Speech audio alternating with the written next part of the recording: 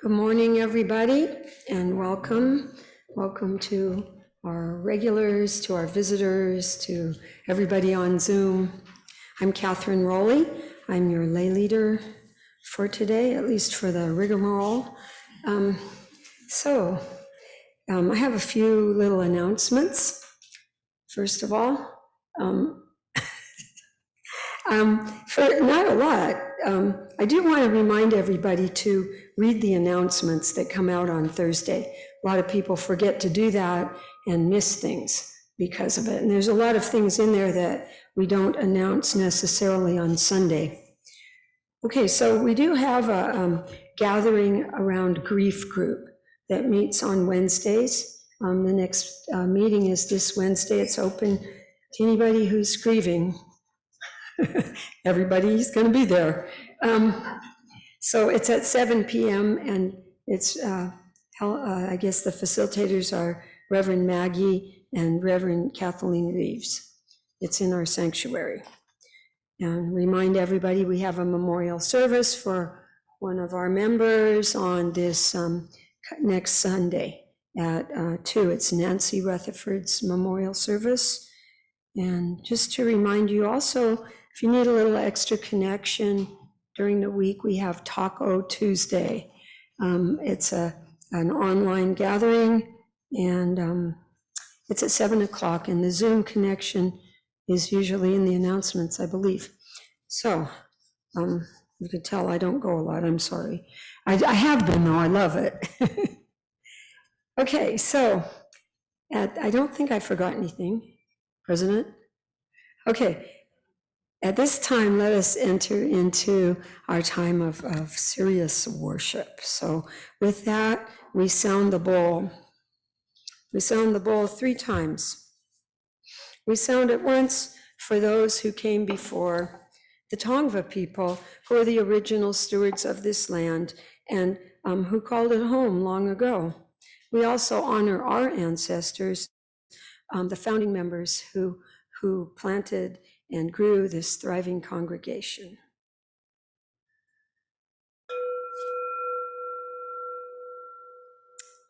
We ring it once for those of us here and now, for our members, our friends, our visitors, our staff, and our extended UU family, who we hold and care as we continue to grow this beloved community we know and call our own.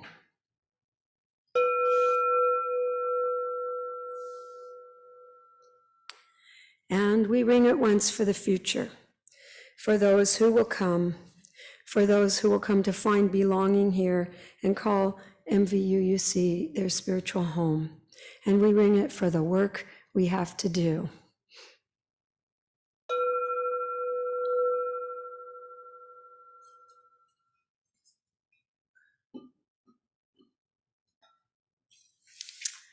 And our opening words are from our gray hymnal. They're number 434 if you want to follow along.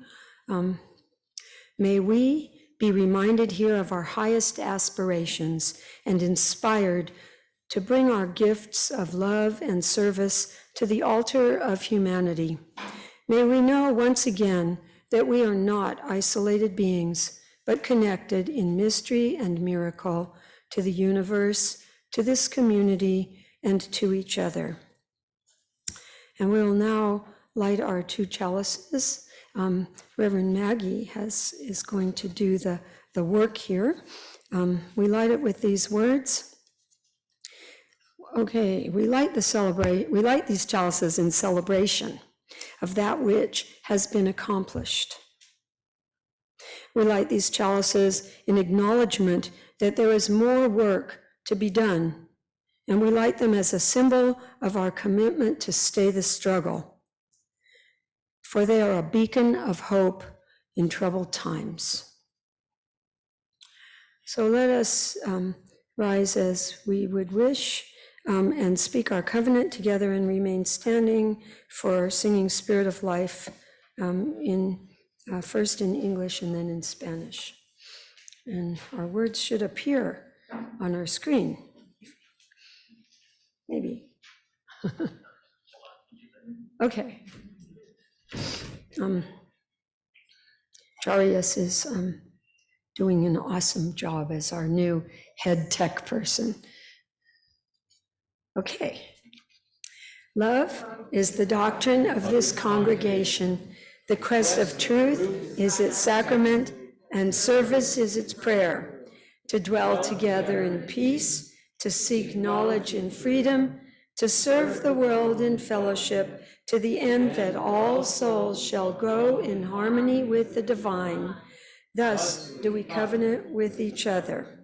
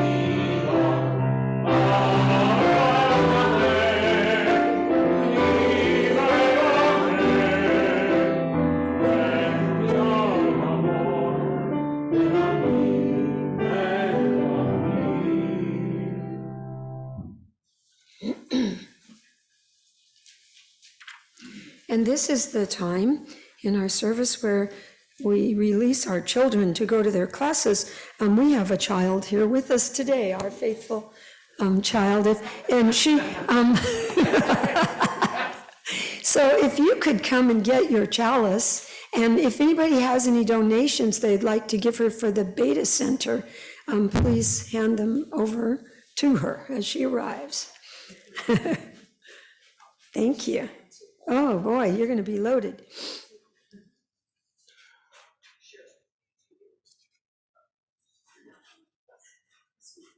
And then come and put them. And there's your chalice. And let us sing. It's called Reeb Children's Benediction. It's very sweet.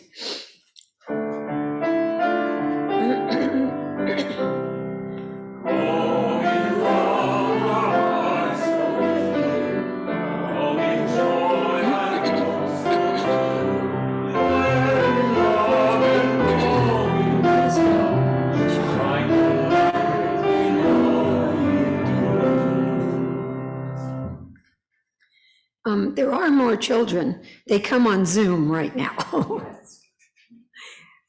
But we're thankful to have some children in person. And now we have a responsive reading. It's The Limits of Tyrants. It's number 579. It's by Frederick Douglass, and it's in our gray hymnal, and we should have the words here. Yes, they're a little small, but I think it's in our hymnal too, if you can't see that. It's okay, so the way these go, for those of you who are not familiar, I read the first paragraph, then you read and then I read, and back and forth to the end. Okay? Those who profess to favor freedom and yet deprecate agitation are people who want crops without plowing the ground. They want rain without thunder and lightning. They want the ocean without the awful roar of its waters. This struggle may be a moral one, or it may be both moral and physical, but it must be a struggle. Power conceives nothing without a man. It never did, never will. Find out what people will submit to, and you have found the exact amount of injustice which will be imposed upon them. The limits of tyrants are prescribed by the endurance of those whom they oppress. Awesome. And now the choir.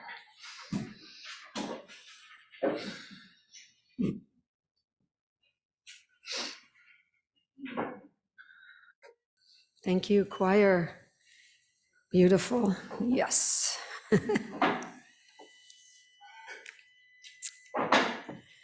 This is a time in the Sunday service where we take or give our offering. Where our offering does support this beloved congregation.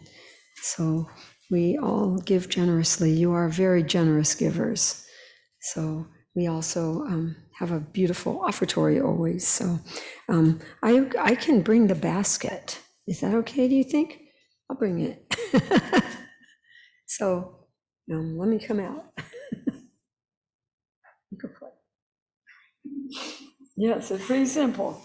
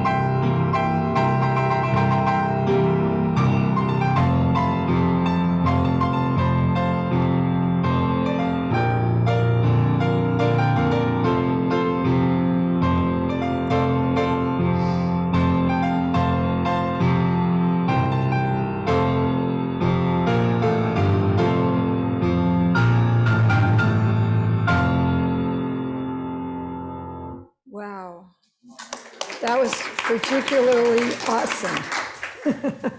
I've never quite heard it like that. Oh my, we are so blessed. So joys and concerns, and I should have said in my announcements, if anybody has a joy and concern, I didn't look on the green table. So if you could help me out a little, but you place a little paper on the green table or put it in chat. And I don't know, I don't see any of our chat, so I don't know if we have any on Zoom. Sorry, my throat. I do know that, oh, okay, thank you. I see nothing on chat that would be a joy or a concern. I see, I forgot to say that if you're on Zoom, you can donate by PayPal in the moment. That was what was posted, I believe. Thank you. Oh, thank you. Okay. Oh, Ellen. um, well, Ellen just has, Ellen Worley has just sent up a cajoy, a thank you to anyone and everyone who has ever helped me to be a parent. And let us acknowledge this is a special day today. It's Father's Day. And there are a lot of fathers in this world. Fathering's unique, special. So thank you for that reminder. It's a interesting day for me. It's my first fatherless Father's Day. Double fatherless by my children's father and my father. I know a lot of us have a lot of feelings for our fathers on this day. We all had one. Also, we have Kay Perlman has a big feeling of gratitude in her heart for her wonderful birthday, 80th birthday celebration she had last Sunday, and she's grateful for everybody's help and support and for all the congregants who came. There were over 70 people, and was just so grateful for all of her friends and family and children and their friends and family and people who gathered to honor her, who hadn't seen each other in years. So it was really a wonderful event, and she just wants to acknowledge her joy. Anything else that I've forgotten? Okay, so let us just take a moment to hold these joys and concerns that were expressed today. And also let's just take a moment to breathe to be together, breathing in meditation and silent prayer for these joys and concerns. I'm grateful for our ability to be together. Let us remember on this day that it is Father's Day, and take a moment to honor your memories, your positive memories of fathering, either being a father or being fathered. Let us remember that we all hold many sorrows and many griefs and stresses in our hearts that we do not express to others. Take a moment to acknowledge those inside of ourselves and know that it's okay, that we will be okay.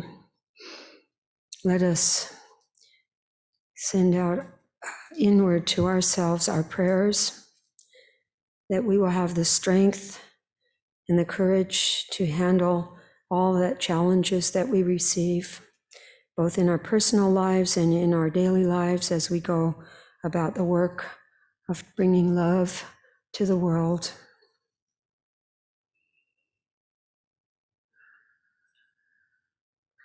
Let us hold in our hearts all who are suffering, and people and animals, all living things that are suffering, and know that we are blessed to be in a position to work to alleviate suffering wherever we can.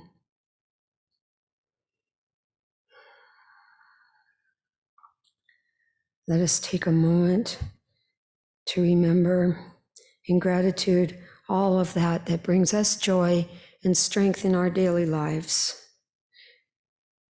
Even if it's just a beautiful clear sky or a pretty flower or bees buzzing, let us be grateful. Let us be particularly grateful today for the water that we all have access to, and very mindful that that water is a gift and it's in very short supply right now. Let us honor that water always as precious.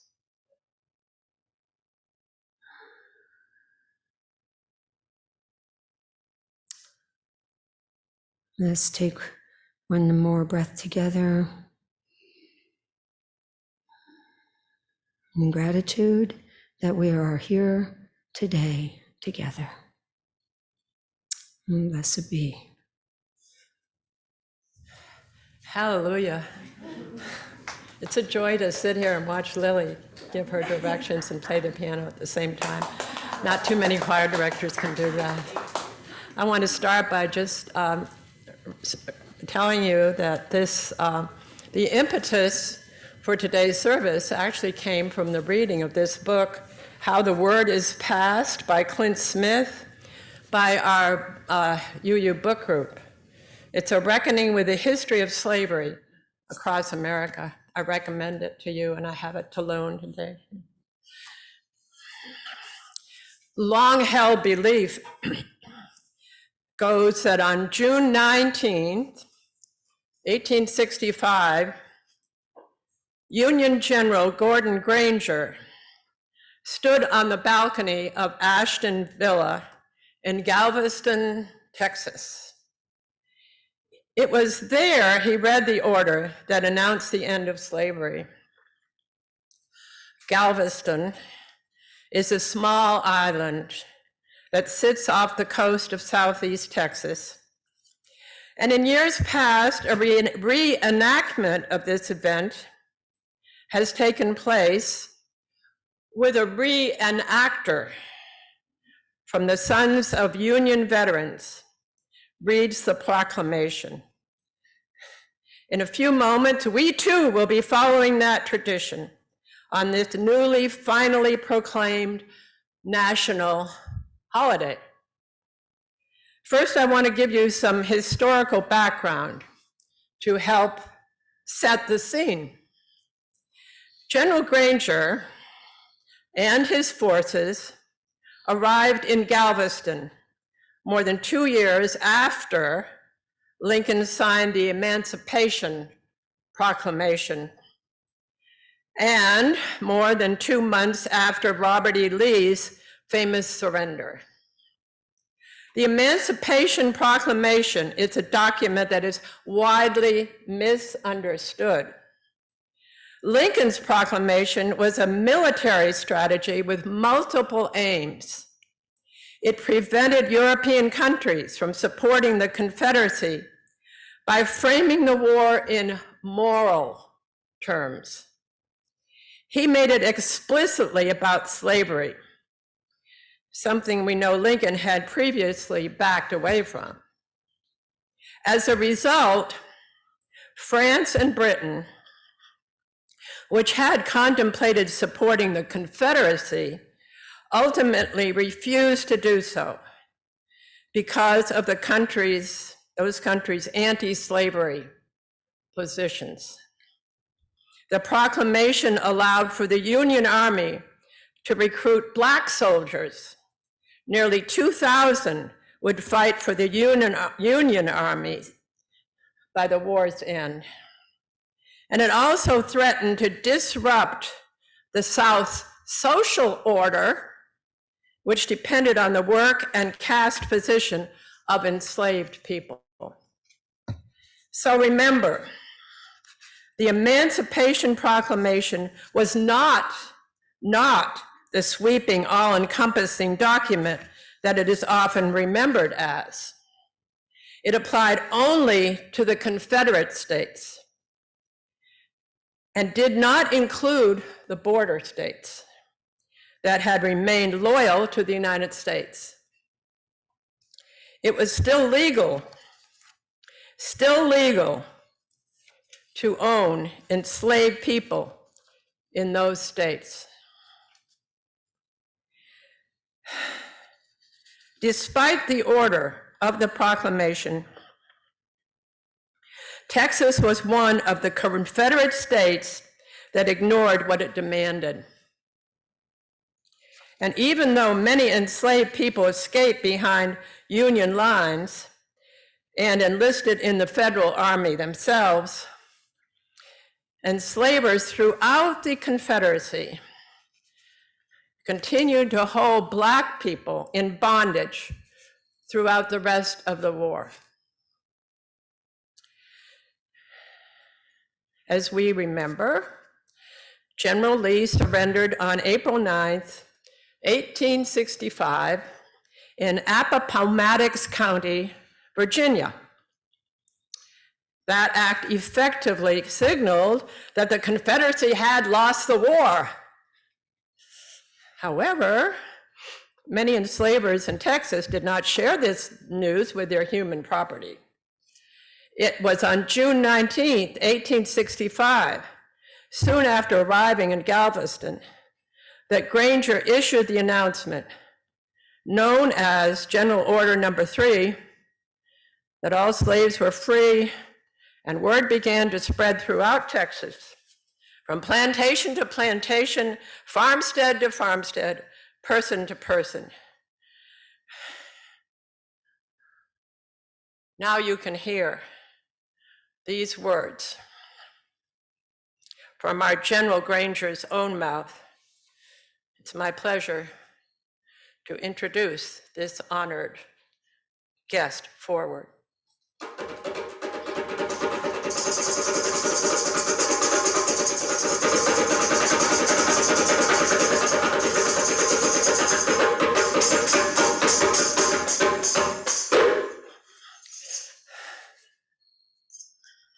I am Major General Granger, recently assigned to the Military District of Texas. This morning, I have signed several general orders. In particular, pay attention to General Order Number 3. General Order Number 3. The people of Texas are informed that in accordance with the proclamation from the Executive of the United States, all slaves are free. Let me say that again. All slaves are free. This involves the absolute equality of personal rights and rights of property between former masters and slaves, and that their connection and that the connection between them now becomes that of between employer and hired labor. The freedmen are advised to remain quietly at their present homes and work for wages. They are informed that they will not be allowed to collect at military posts, nor that they will not be supported in idleness, either there or elsewhere. Signed this date, June 19th, 1865. Ladies and gentlemen, the war is over. The slaves are free. Yay! Jubilation! Here is what a 90-year-old formerly enslaved man named Felix Haywood recalled with nostalgic jubilation what that day meant to him and so many others. He says, the end of war, it come just like that, just like you snap your fingers. Hallelujah broke out. Everyone was a-singing. We was all walking on golden clouds. We was free. Just like that, we was free. In that spirit, let's stand and sing, I'm on my way to freedom land.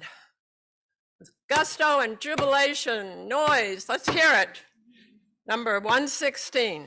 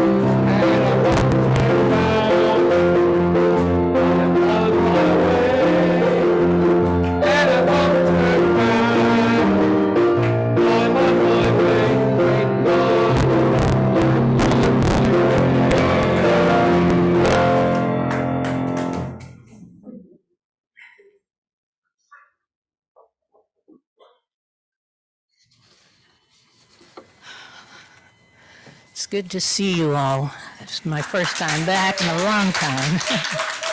Great moment. Well, anyway, Juneteenth is a day that has slipped in and out of focus as far as celebrations go ever since our wonderful General Granger made that announcement. Mind you, as Ellen pointed out, this announcement was made easily 2.5 years after Lincoln declared the end of slavery and the Emancipation Proclamation. Of course, the Emancipation Proclamation was unequivocal in proclaiming the end of slavery, but now, with the presence of 2,000 Union troops and the Freedmen's Bureau, it could once more be said, and hopefully this time enforced. The presence of those 2,000 Union soldiers helped get the initial celebration off the ground. But of course, through the years, future celebrations were oftentimes subdued, quite secretive, due to threats of violence by the Klan and the Jim Crow laws. And so it was hidden from sight and celebrated very quietly. In fact, personally, I hadn't heard about it till recently. So even recently, when I first heard about it, I found that many of my colleagues, my Black friends, hadn't heard about it either. So it was that subdued. But I puzzled over why it was announced in Galveston, Texas. And one of the reasons was that Texas was at the geographically furthest end of the Confederacy. Telegraph made it possible for people to have heard the message provided by the Emancipation Proclamation. But with the defeat of the Confederacy, it needed to be announced and affirmed once more and needed to be backed up by Union soldiers. I came across a very interesting piece of information in this book that Clint Smith has written, which threw some more light on why Texas. Slaveholders in the heart of the Confederacy had, during the Civil War, been moving little by little their enslaved chattel to Texas, fearing the collapse of the Confederacy, which was, a really interesting insight to me. I thought that the Confederacy and all that lived in those Confederate states were unified in their support and expected triumph of their particular mission. But by the time the general order was given by General Granger, the slave population in Texas had swollen to 250,000 slaves.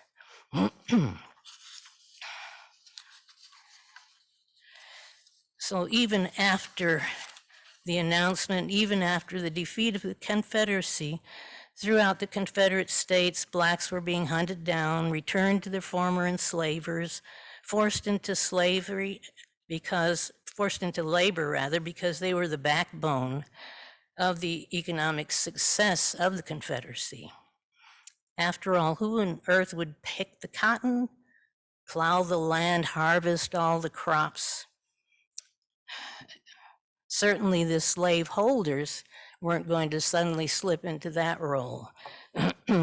Article 3, interestingly enough, had a little wiggle room, some statements that would keep free labor in place. You probably noticed the last part of General Granger's statement, which says they are informed that they will not be allowed to collect at military ports and that they will not be supported in idleness there or elsewhere. He tucked that in response to concerns that the slaveholders had expressed about who was going to do the work. Okay, but slavery is over, but who's going to harvest the crops and do all that? So they were assured by that sentence, idleness will not be supported. Further assurances were included. Employers and employees would negotiate salaries, like that would happen, you know. Labor would be compensated by mutual agreement between workers and employees. So you can kind of visualize the formerly enslaved says, maybe $5 a month isn't enough. And the former slaveholder would say, well, take it or leave it. Idleness will not be tolerated. So with these reassurances, former slaveholders knew they were dealing with basically a reasonable man, someone who understood their plight, and that their source of labor would essentially go or be uninterrupted. Ellen suggested that I share my connection with these oppressive periods. I don't know that much about my heritage. I know about my stepfather's heritage, which included information about his father. So my stepfather, Charles Albert's father was Charles Henry Doherty, I think. Charles Henry Doherty was born in slavery. He was 5 years old at the end of the war, and he was the offspring of an enslaved woman and an Irish slave holder. It's my understanding that they were both sent north to Rock Island after the war. Of course, various relatives have disputed that. Some said yes, some said no. But at any rate, this man born in slavery, Charles Henry, became a successful printer. He was a postal employee, and I don't know how he learned to read and write or any of the details what led to that success. He married a woman who could trace her forebears back to Tecumseh and Chief Pontiac and some English persons, Dangerfields and Stringfellows. And they had 5 children, all of whom were successful in their various pursuits. And I think some of them were successful essentially because they passed for white. And it's interesting to think of these enslaved woman being the bearer of the children and the slaveholder father fathering them. But they very easily and frequently passed for white. So all of them, as I say, including my stepfather, experienced many levels of success. So that all brings us to Ellen's closing and always her eloquent comments. Thank you.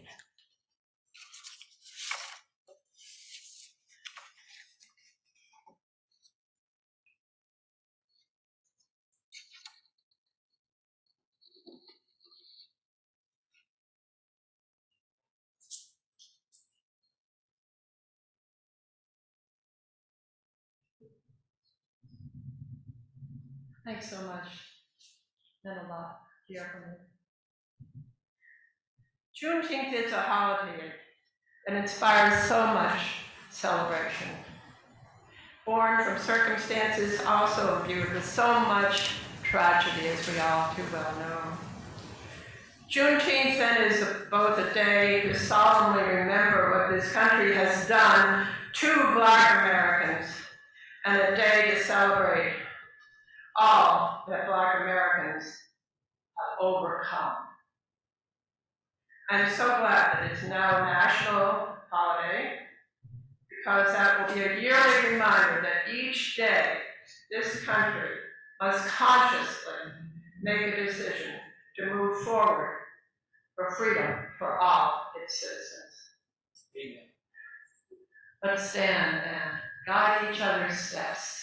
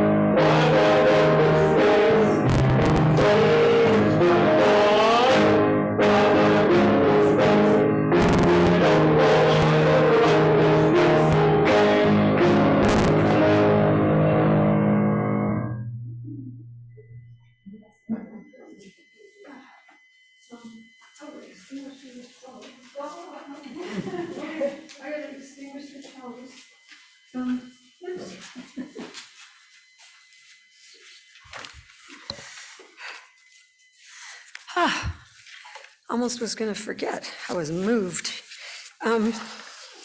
Okay, so we extinguish this flame, but not the light of truth, the warmth of community, or the fire of commitment. These we carry in our hearts until we're together again. Blessed be, and thank you to everybody. Thank you, choir, Lily, tech people, Bob, everybody. Have a beautiful day. Till next week.